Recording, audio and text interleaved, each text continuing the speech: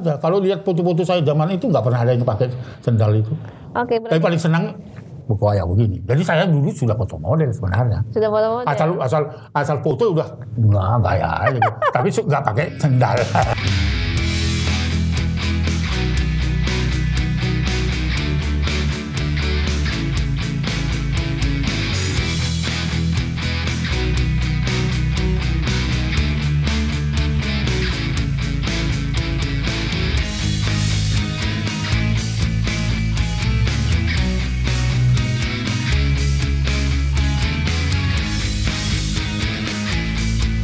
Halo Sobat Anak Indonesia, ketemu lagi bareng Nia di Ngobras, ngobrol bareng Bang Aris dalam episode Q&A yang akan tayang setiap hari Rabu jam 7 malam.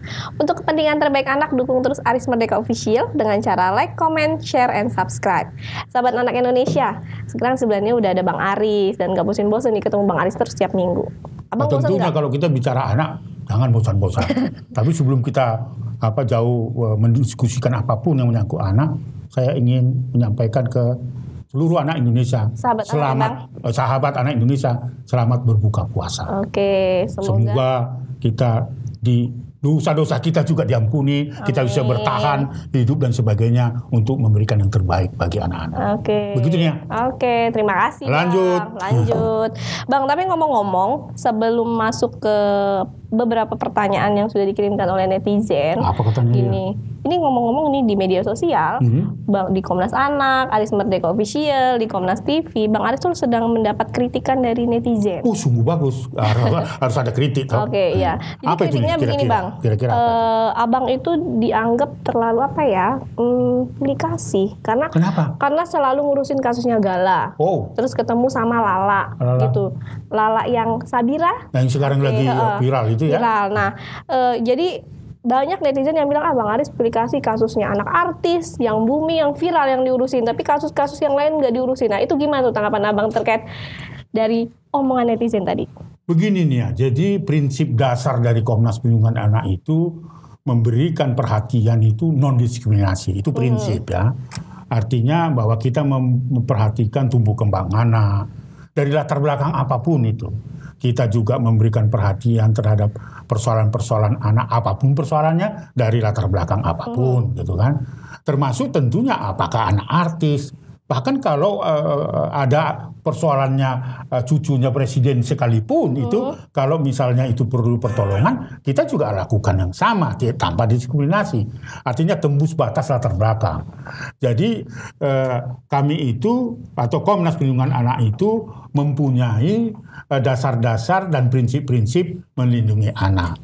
Jadi kalau ada kesan bahwa seolah-olah kok kita hanya ngurusin anaknya cucunya Pak Faisal, ya, si Gala atau anak yang sekarang Sabira ya, si Lala ya, yang viral. Enggak gitu. Jadi persoalan-persoalan sebelum itu pun banyak persoalan. Kita juga baru menangani seorang ibu yang melakukan kejahatan terhadap tiga anak yang sampai digorok gitu kan. Lalu kita juga ikut menyoal atau menangani anak yang diperkosa oleh ayah kandungnya sampai meninggal dunia. Kami juga jangan lupa kita menangani perkara tragedi di Padang di mana dua orang anak perempuan umur 5 dan 7 tahun itu adalah korban dari kejahatan seksual yang dilakukan oleh kakek, oleh paman, oleh abang, oleh sepupu kandung dari anak itu. Cuma kan persoalannya Lala dan Gala itu terekspos gitu ya. Yang seperti kasusnya yang digorok, ibu melakukan hubungan seksual kepada anaknya, itu nampaknya nggak menarik, nilai jualnya kurang. Nah, atas dasar itulah kita tetap harus melakukan itu. Jadi netizen saya kira kami tidak lakukan diskriminasi ya, karena prinsip dasar dari pelayanan dan perhatian Komnas Perlindungan adalah non-diskriminasi. Jadi sore-sore aja kalau misalnya itu tidak terekspos. Tapi sebenarnya kerja berat kita sampai ke pelosok-pelosok itu ya netizen untuk ketahui, anak Indonesia untuk diketahui bahwa kita juga melakukan yang sama. Sekali lagi tidak ada niatan untuk melakukan praktek-praktek diskriminasi. Apalagi aplikasi. Wah, apalagi itu tidak ada di dalam kehidupan pelayanan dari Komnas Perlindungan Anak. Begitu, nggak ada itu. Setuju banget sih Bang. Sebenarnya kalau nih sekali-kali boleh nggak Bang Nia ikut berkomentar? Boleh, silakan. Jadi apa ya? Pengamat. Oke, apapun lah itu. Pengamat. Kalau dilihat kasusnya Gala, mungkin kita nggak tahu nih Bang, kalau di video Abang tuh 2,5 juta di Instagram yang ngeliat. Nah, sedangkan di kasus-kasus sebelumnya sebenarnya tuh Bang Aris tuh banyak loh menangani kasus-kasus, misalnya kasus SPI. Itu sudah berapa bulan tuh Bang Abang tangani? Hampir 10-11 bulan ya. 11 bulan Bang Aris advokasi dan pulang balik Jakarta, Surabaya, Malang. Oke, selama 11 bulan sudah di-up di media sosial Komnas Anak, Komnas TV dan Aris Merdeka baik di YouTube maupun di Instagram. Betul, ya. Tapi nggak viral. Oke. Nah, terus lagi nih baru-baru ini nih Bang, Abang ke Brebes terkait ibu yang mohon maaf menggorok leher anaknya 3 orang. Sendiri, ya. Di sini yang nge-view hanya 2.000 orang. Nah, artinya yang bisa diambil dari sini itu apa gitu? Maksudnya ketika kasusnya mungkin yang lebih menarik masyarakat adalah hiburannya kali ya Bang. Betul. Atau mungkin karena ini anak artis, kemudian juga kalau misalnya Abang ketemu Lala kemarin juga bukan perkara kasus deh kalau nggak saya lihat, lebih kepada ingin melihat atau mengambil ilmu yang sudah diberikan orang tuanya untuk si Lala sehingga menjadi pola pengasuhan, pengasuhan. Jadi sebenarnya nggak ada niat untuk itu ya Bang ya. Nggak ada niat. Sebenarnya banyak kalau misalnya sahabat anak Indonesia mungkin bisa melihat di YouTube Komnas TV Anak begitu ya Bang. Betul. Di Aris Merdeka mungkin bisa diikuti dan terus update. Bahwa nggak hanya kasus viral tapi banyak kasus-kasus lain yang sudah ditangani gitu ya Bang. Sampai ke ujung Upuk Timur gitu loh. Sampai ke Bentuni di daerah-daerah pelosok dari Papua dan sebagainya kita lakukan. Dilakukan. Nah, dan itu kan kita ini bukan untuk diekspos gitu loh. Tapi seperti kasus Lala dan Gala itu bukan kita minta wartawan untuk mengekspos itu. Ya, wartawan merasa bahwa ini perlu diekspos dan diketahui masyarakat, bukan pencitraan dari Komnas. Enggak ada lah. Tahun 98 kita lahir, itu bukan. Kalaupun ada yang jadi mengenal, jumlah pewirnya juga banyak, itu karena bonus aja. Bukan tujuannya, sekali lagi sahabat Indonesia, itu bukan tujuan, tapi tujuan kita adalah memberi layanan yang terbaik bagi anak-anak, apalagi korban. Kita bisa bayangkan sebuah keluarga ya yang tega menggorok leher anaknya sendiri yang 9 bulan dikandung, kita datang ke situ juga. Seorang ibu melakukan kejahatan seksual terhadap putra kandungnya di Sukabumi misalnya, kita datang juga di situ. Kita juga ikut mengadvokasi kasus Ustadz yang ada di salah satu ponpes di Bandung yang sampai dihukum seumur hidup. Kita juga hadir di situ. Di mana ada isu persoalan anak-anak, disitulah kita ada. Tapi kan kita tidak bisa mengatakan bahwa, ayo teman-teman wartawan liput ini supaya terkenal. Kasus begitu ya Bang. Oke, artinya bahwa sebenarnya dari Bang Aris menerima kritik itu dengan baik. Tapi juga sahabat anak Indonesia juga harus tahu, maksudnya kita sebagai sebagai orang dewasa, sebagai orang yang pinter dalam menggunakan sosial media, sebaiknya juga sebelum menuliskan sesuatu di komentarnya dipikir dulu gitu. Kalau memang ternyata Bang Aris nggak adil nih dalam menegakkan sebuah kasus atau menangani sebuah kasus, bisa sangat terbuka banget. Sangat datang ke kantor Komnas Perlindungan Anak dari Senin sampai Jumat jam 9 sampai jam 5 sore. Jadi bisa tahu nih apa yang dilakukan Bang Aris dan teman-temannya dalam memperjuangkan hak-hak anak Indonesia begitu Bang. Jadi nggak hanya komentar di ayo ikut sama-sama aja, sama-sama bergerak bersama-sama. Datanglah ke kantor Komnas jam 9 sampai jam 5 sore. Pasti kita akan berhadapan dengan berbagai masalah. Ada anak yang sekedar nangis, ada anak yang sekedar ingin makan, ada sekedar ingin numpang tidur. Tapi ada juga persoalan-persoalan yang dilaporkan, ada juga pembunuhan, perkosaan, penyiksaan, ada di sini.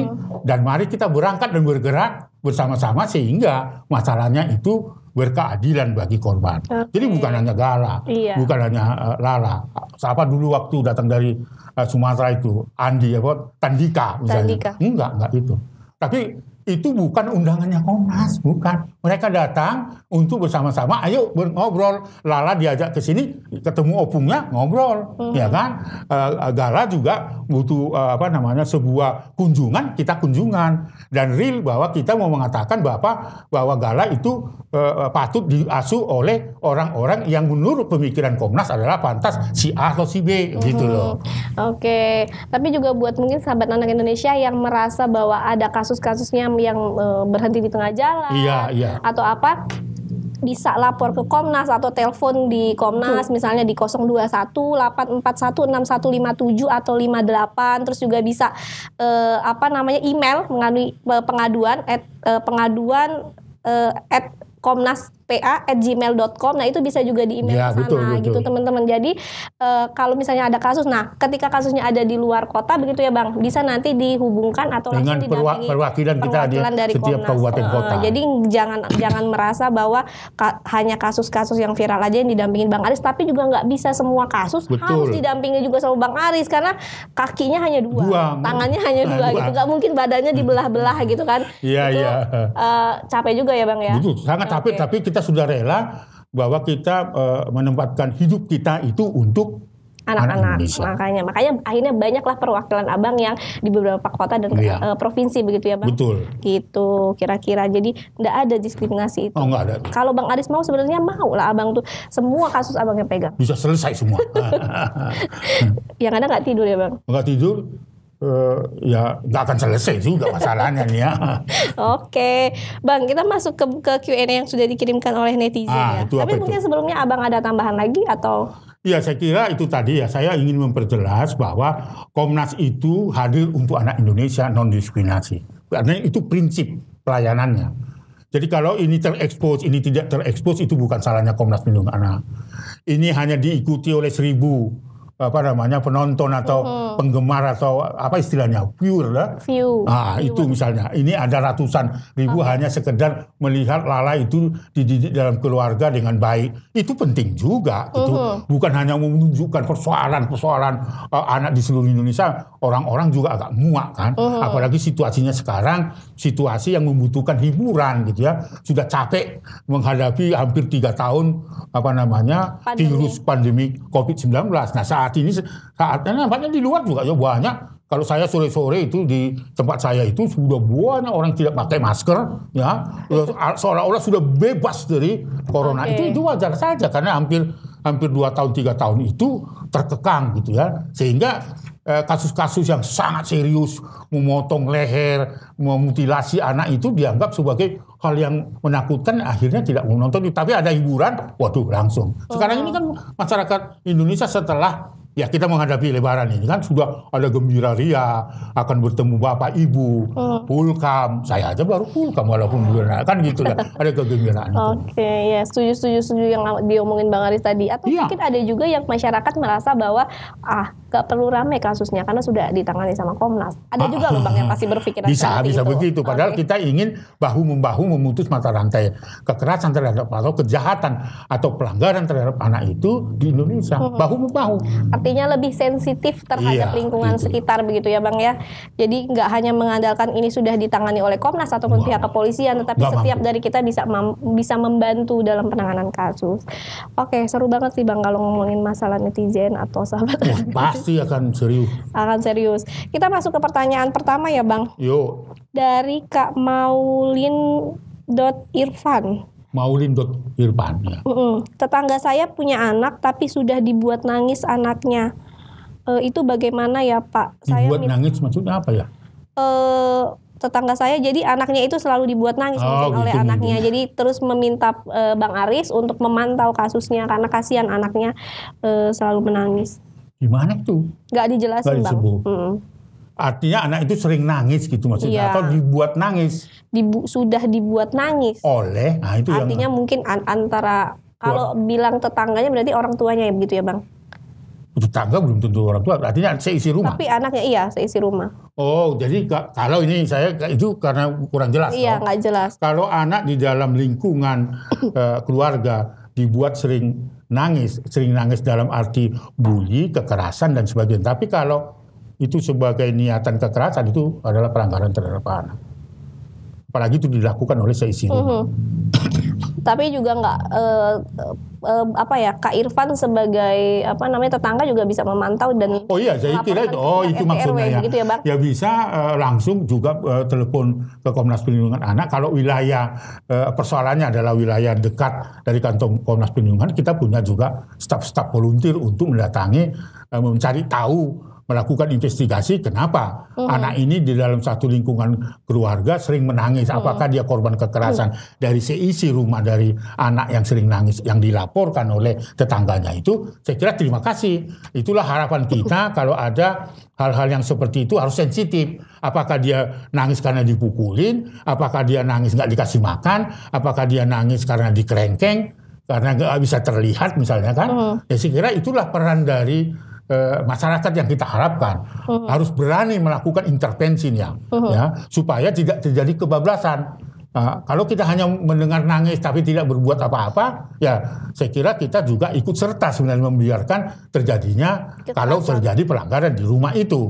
Nah, kan Komnas Perlindungan Anak seperti ini tadi terbuka untuk siapapun. Kalau dia wilayah Jabodetabek silakan datang secara fisik.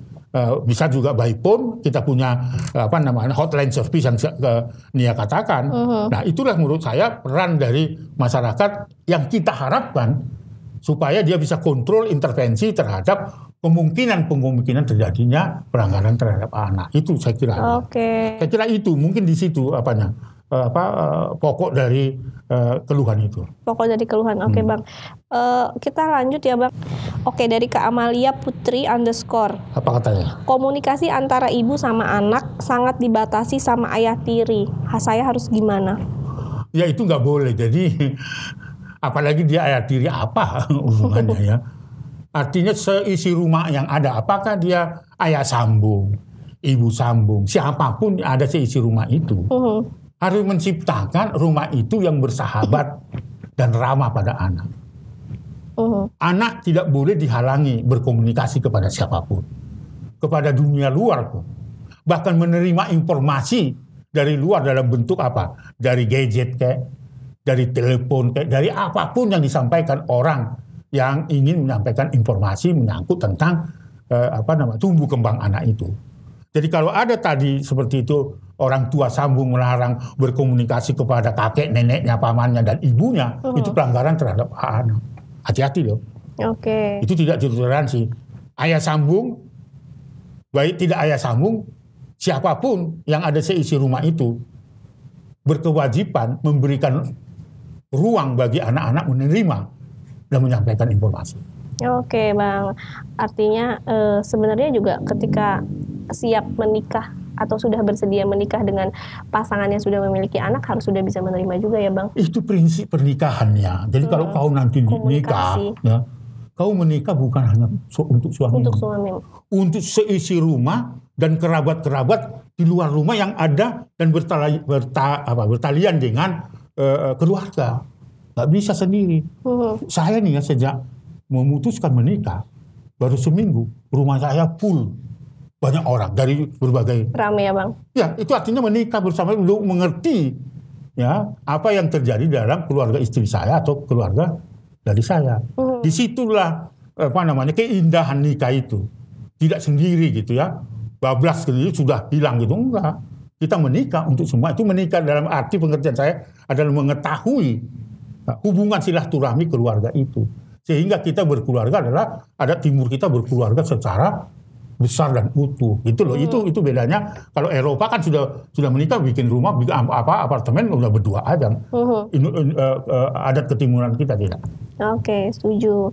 Nah, Bang, sekarang sepertinya lanjut ke Bang Aris nih. Apa katanya dari Kak Grace Larasati? Apa katanya? Waktu masih sekolah bandel nggak Bang Aris? Sangat bandel. Sangat bandel saya. Bolos atau ini bolos, tidak mau ikut perintah orang tua sebagai kewajiban. Kalau di kampung saya itu tugas saya adalah memasak air, mencari kayu bakar karena dulu tidak ada kompor masak gitu ya, yang ada minyak tanahnya belum ada, apalagi pakai gas nggak ada itu. Nggak ada. Dia pakai kayu bakar. Karena kebetulan begininya, saya itu lahir dan tinggal besar sampai SD itu di salah satu perkebunan teh. Jadi untuk kayu bakar itu adalah ranting dari daun pohon teh yang sudah dipangkas, dikeringkan. Nah itu nyala banget itu. Itulah untuk memasak air, masak apapun di salah satu perkebunan. Bahkan pakai semprong gitu. Iya, kalau mati pakai bambu Bang ya. Iya, pakai bambu, ada pakai besi. Kadang-kadang lupa kita taruh di pinggir api itu panas, kita tahu biasanya itu kan bisa itu. Kadang-kadang kita ambil itu kebakar sini. Gitu kan. Ada juga karena kalau kucing kan seringkali dia buang kotoran kan di debu. Di debu sisa pembakaran. Kan numpuk itu. Dia kan biasanya dia korek baru dia kubur kan. Ketika kita mau pasang api yang baru, pasang kayu, kan kita semprong lagi tuh supaya udah kesomprong tuh baunya bukan main. Itu pengalaman indah bagi saya pagi ya. Pagi hari karena tugas selalu diberikan tugas oleh orang tua saya. Kami kan anaknya ada 7 gitu ya. Anak pertama 2 itu bangun pagi jam 5 masak air dan sini jam sekian ada rosternya gitu selain roster belajar. Tapi kenangan saya itu lagi semprong itu debunya itu kotoran kucing itu gitu. Itu pengalaman indah dan sekarang tidak terjadi. Tidak bisa ada karena sudah pakai gas itu loh. Tapi waktu di sekolah Bang Aris pernah tawuran nggak? Kan kalau itu nggak pernah. Masalah anak sekarang kan kebanyakan tawuran tuh Bang kan, terutama di Jakarta tuh kan rame banget. Wah itu yang berbeda pada masa sekarang. Saya nggak pernah tawuran.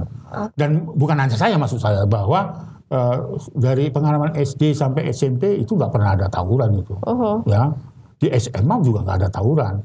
Kalaupun itu ada perselisihan antar sekolah itu karena pertandingan bola. Ya, ada pengembangan bakat minat. Ada juga rebutan cewek. Kalau saya dulu rebutan ceweknya di dekat sekolah saya itu ada SPG, Sekolah Pendidikan Guru. Jadi tamat di sana itu bisa jadi guru kan. Kebanyakan perempuan.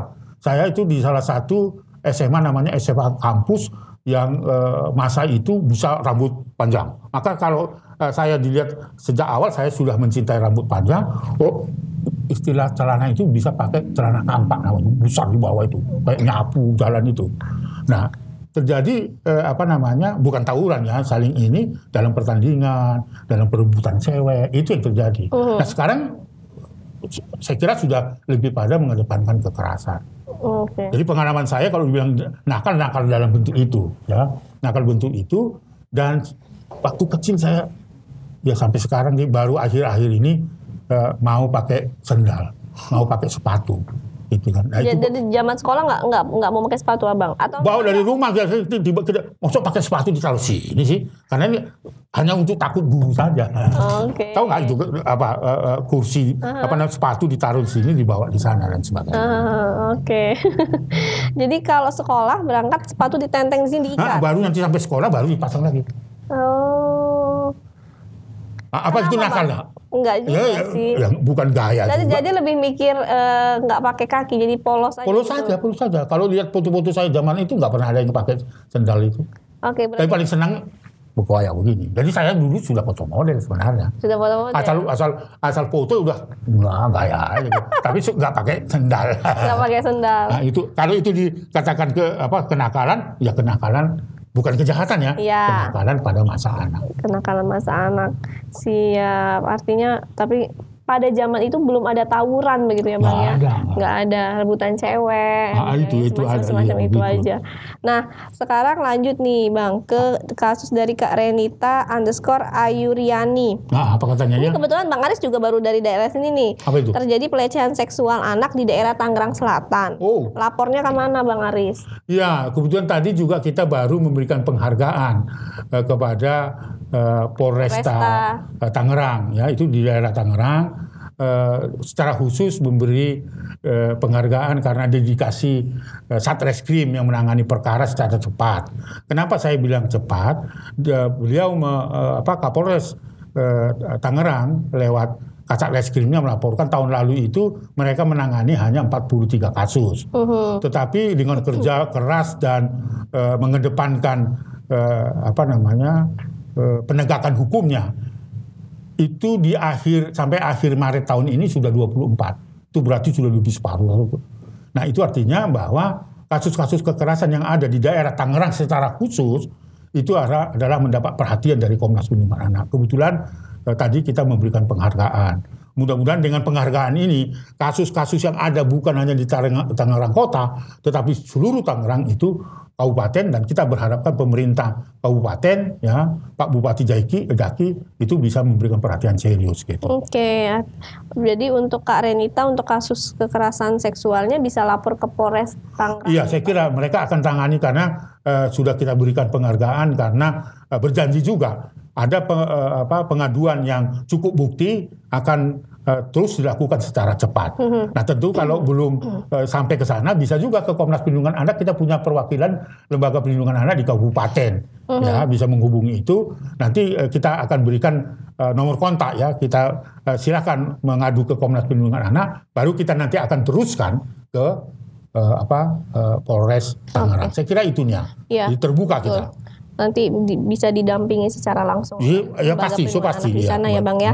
Kita lanjut Bang, ini ada 2 pertanyaan yang sama dari Kak Dimas _Komarudin_Uno sama Kak Aflin Martin. Tapi nggak tahu di mana ya. Nggak tahu. Tapi ini menanyakan kasus yang memang sudah 11 bulan Abang tangani. Oh, apa itu? Yang pertama, JE kenapa kok belum ditahan? Itu pertama. Terus kemudian bagaimana kira-kira strategi berikutnya agar terdakwa Julianto Eka Putra segera bisa ditahan? Nah itu gimana tuh Bang? Iya, jadi langkah-langkah untuk kita menegakkan hukumnya, karena kita tahu hukum acara, ya supaya yang sudah dinyatakan terdakwa itu tidak melarikan diri, tidak menghilangkan barang bukti, dan bisa diperiksa secara cepat, maka terdakwa yang sudah diancam hukuman lebih dari 5 tahun bahkan seumur hidup sebenarnya wajib ditahan dengan alasan supaya tidak menghilangkan barang bukti dan sebagainya.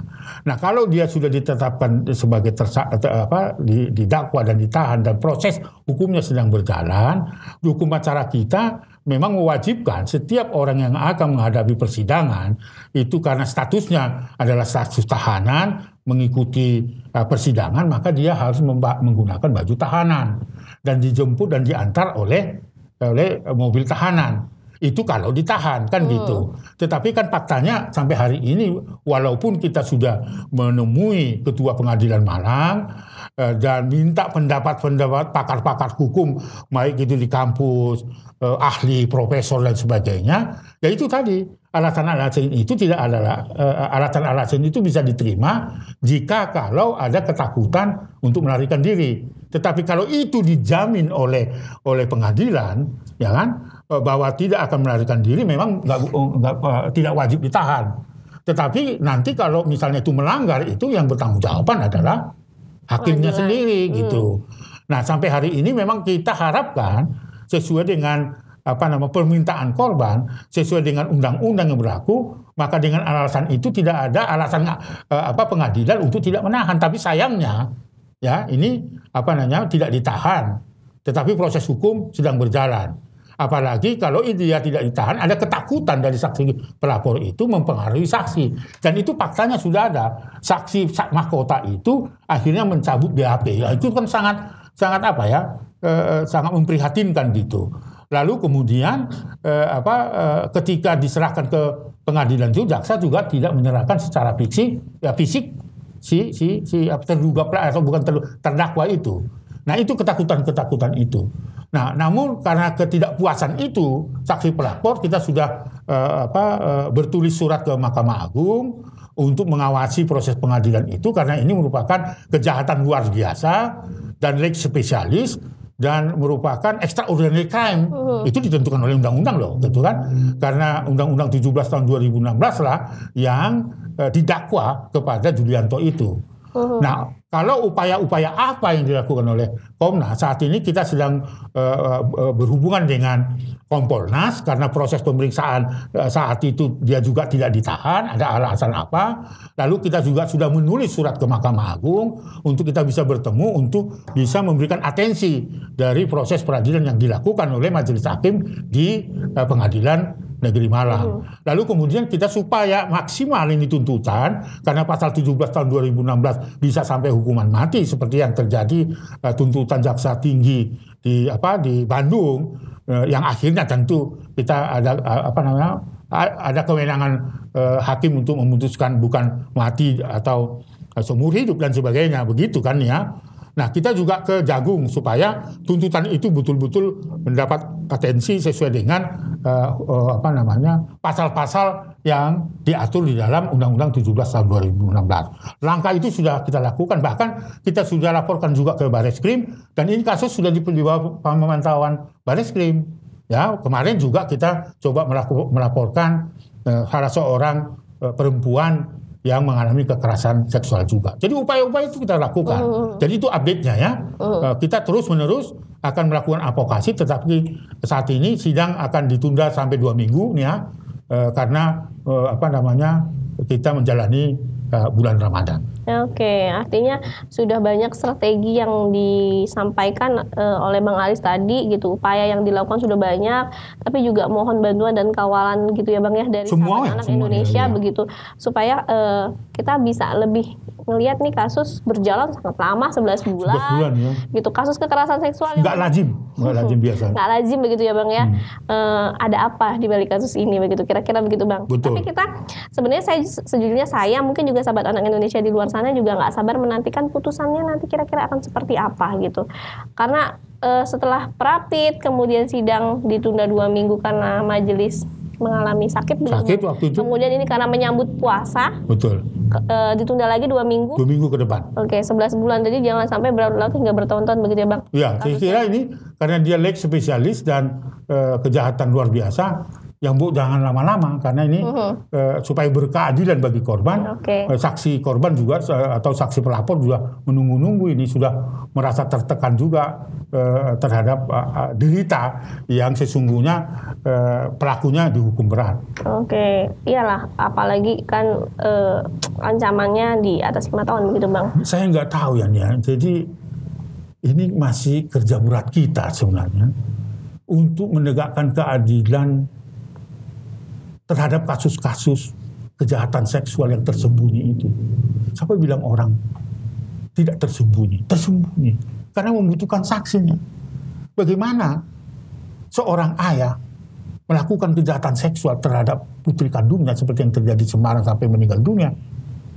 Kalau ditanya di dalam peradilan siapa saksi, bagaimana kita menghadirkan saksi? Karena mereka berdua di situ. Ada inisiasi, adakah orang bisa di tempat kasus saksi hanya pernah melihat keluar dari wilayah atau kamarnya gitu. Tapi saksi melihat tidak. Inilah yang terjadi sebenarnya, yang terjadi di salah satu kampus di Riau. Bebas itu mahasiswa. Pelaku yang melakukan kejahatan seksual itu. Nggak bisa terima saya. Hanya karena bukti, saksi, ini kejahatan kemanusiaan yang tersembunyi. Dan kalau nggak mungkin harus kreatif lah. Termasuk kasusnya JED. Kalau misalnya jaksa penuntut umum sudah menuntut seumur hidup misalnya, lalu hakim mengatakan itu tidak bisa dilakukan karena tidak sesuai dengan dakwaan, tidak ada saksi, tak ada melihat, dan selalu didengung-dengungkan itu adalah tidak sesuai dengan BAP. Yang sekarang ini ya dikonstruksi seperti itu. Sakit, saya tidak akan berhentinya sampai ke dunia ini runtuh. Karena saya sudah memberikan hidup saya untuk membela korban-korban seperti ini. Saya nggak bisa terima kalau itu terjadi pada putri saya. Kalau itu terjadi pada cucu netizen, anak, adik, apa yang harus dilakukan? Nggak berhenti. Kalau Bang Aris bilang saya bulldozer itu. Karena nggak mungkin tidak kita lakukan itu. Tapi karena saya adalah anti kekerasan dan organisasi Komnas Perlindungan Anti Kekerasan, ya biarlah petunjuk Tuhan akhirnya. Loh, siapa lagi nih ya? Saya sudah datang surati ke Mahkamah Agung, sudah datang berhadapan dengan Ketua Pengadilan Malang, sudah bertemu dengan Kajati. Artinya sudah membuat berbagai macam upaya ya Bang, semaksimal mungkin supaya prosesnya berkeadilan terhadap korban begitu ya Bang ya. Iya, jadi saya harus katakan, saya tidak akan berhenti apapun godaannya untuk membela, apalagi kejahatan seksual yang dilakukan orang terdekat, baik orang per orang maupun gerombolan, kecuali dunia Runtuh. Oke. Itu nih prinsip itu. Seru banget nih kita ngobrol dan tapi harus seru. Karena saya emosional pada menjelang bulan puasa itu masih banyak pelanggaran-pelanggaran terhadap anak. Tidak mau introspeksi apa yang harus kita lakukan dalam kehidupan rumah tangga kita. Oke Bang, tapi waktu kita terbatas. Waduh, memang sayang sekali. Ya, tapi kalau misalnya saya nada tinggi itu bukan berarti bukan marah, karena bagian dari untuk menegakkan keadilan. Dan memang Bang Aris memang dari dulu memang cara bicara dan komunikasinya memang seperti itu. Banyak. Karena makan cabai banyak. Nah, itu. Oke, artinya sekarang masih makan cabainya banyak juga. Masih. Selama bulan puasa banyak juga. Masih juga. Cabai kan mahal, Bang. Karena mahalnya jadi enak gitu loh. Oke, minyak kan juga mahal. Nah, tetapi jangan seperti orang bilang, ibu-ibu di Indonesia itu kerjaannya bukan menggoreng saja. Oke, Bang. Gitu ya. Oke. Bang, pokoknya yang penting Bang Arisnya sehat-sehat. Itu harapannya. Ya, sahabat anak Indonesia kita doakan sehat. Amin. Bisa terus mengawal kasus-kasus yang banyak terjadi di Indonesia, terutama kasus SPI yang sudah 11 bulan ya Bang ditangani, dan sebenarnya mohon dukungan dan mohon dikawal supaya apalagi mungkin sahabat anak Indonesia boleh nih bikin video atau story di Instagram atau hashtag gitu di tag PN Malang Kota, kemudian Kejati Jawa Timur, begitu ya Bang ya, itu sebagai Mahkamah Agung, Kejagung sebagai salah satu bentuk dukungan atau untuk mengawal kasus SPI gitu ya Bang ya, supaya berjalan sesuai dengan yang diinginkan korban atau sesuai dengan aturan hukum begitu ya Bang ya. Betul. Oke, Bang, sampai ketemu lagi di ngobrol. Terima kasih Nia. Sehat-sehat terus pokoknya untuk Bang Aris, untuk sahabat anak Indonesia selamat menjalankan ibadah puasa. Nah, itu tadi obrolan kita seru banget kan ngobrol sama Bang Aris.